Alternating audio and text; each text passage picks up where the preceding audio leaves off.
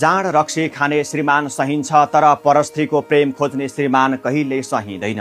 नारीको मन सहनशीलता र अन्तिम पीडा। एउटा श्रीमती आफ्नो श्रीमानले जति जाँड रक्सी खाए पनि बरु आँसु पुछेर मन थामेर घर सम्हालेर जीवन काट्न सक्छिन्। उनले रक्सीले बिग्रेको व्यवहार सहन्छिन्, उनले रातको रोदन सहन्छिन्, उनले आफ्नो जीवनको आधा त्यो मान्छे बदलिन्छ भन्ने विश्वासमा बिताइदिन्छिन्। तर एउटा कुरा भने उनको मन भत्काउने, हृदय चिराउने र आत्मालाई नै घाइते बनाउने हुन्छ।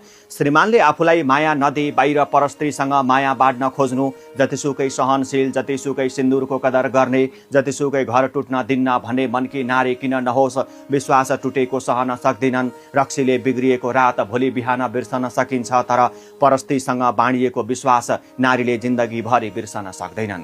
किनकि जाँड रक्सीले शरीरलाई बिगार्छ तर विश्वासघातले हृदयमा घाउ पार्छ। रक्सीले परिवार हल्लिन्छ तर परस्त्रीले परिवार भत्किन्छ।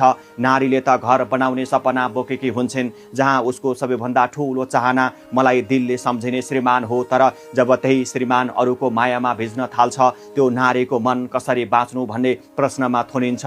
संसारमा धेरै दुःख छन्, आर्थिक, सामाजिक, पारिवारिक, तर नारीलाई सबैभन्दा ठुलो पीडा यही हो, ऊ भित्रको माया लत्याएर श्रीमान पराई काखमा रमाएको देख्नु। परस्त्रीको मोह एकछिनको लोभ हुन सक्छ तर त्यसले श्रीमतीको जीवन जन्मभरको घाउ बन्छ। प्रेममा धोका दिने क्षण नारीको लागि केवल पीडा होइन, संसार विखण्डिएको आवाज हो। घर सम्हाल्ने, परिवार बचाउने त्यही नारी हो, तर उसको धड्कनसँगै खेलेको श्रीमान भने सधैँ काहीँ आफ्नो गुमाएको विश्वास कहिल्यै फिर्ता पाउँदैन। अन्त्यमा नारीको आँखाबाट बग्ने आँसु रक्सीले होइन, विश्वासघातले निकाल्छ।